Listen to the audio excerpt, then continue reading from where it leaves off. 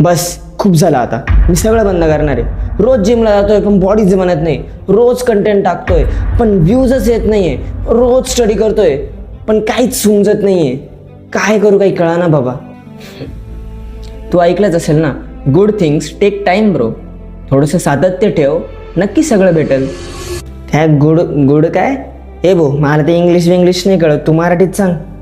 अरे चोंग्या, चांगल्या गोष्टींना वेळ लागतो असं म्हणतोय मी. पियुष, ह्या फक्त बोलायच्या बात आहे, रिअलमध्ये असं काहीच नसतं. तुला माझ्या बोलण्यावर विश्वास बसत नाही ना, थांब तुला एक प्रॅक्टिकल उदाहरण देतो. हे बघ,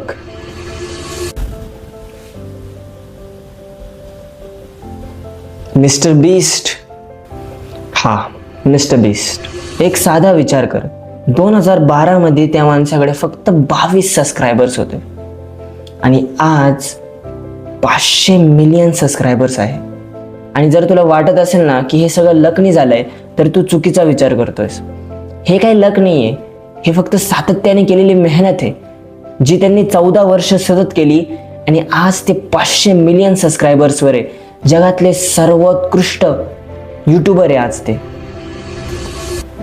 हो रे, खरं आहे तुझं. विराट कोहली, क्रिस्टियानो रोनाल्डो किंवा असेच बरेच उदाहरणे आहे की ज्यांनी सातत्याने मेहनत केली आणि ते त्यांच्या लक्ष्यापर्यंत नक्की पोहोचलेले आहेत. म्हणून तूही तेच कर. पियुष, ते तू बोलला ना आता की चांगल्या गोष्टींना वेळ लागतो, मला असं वाटतंय माझी गर्लफ्रेंड म्हणूनच बनत नसेल. Good things take time. काय वाटतं तुला? मित्रांनो, मला काय सांगायचं हे त्याला तर नाही, पण तुम्हाला नक्की कळालं असेल, म्हणून फॉलो आणि सबस्क्राईब करून ठेवा. भेटूया नेक्स्ट व्हिडिओमध्ये. तोपर्यंत राधे राधे.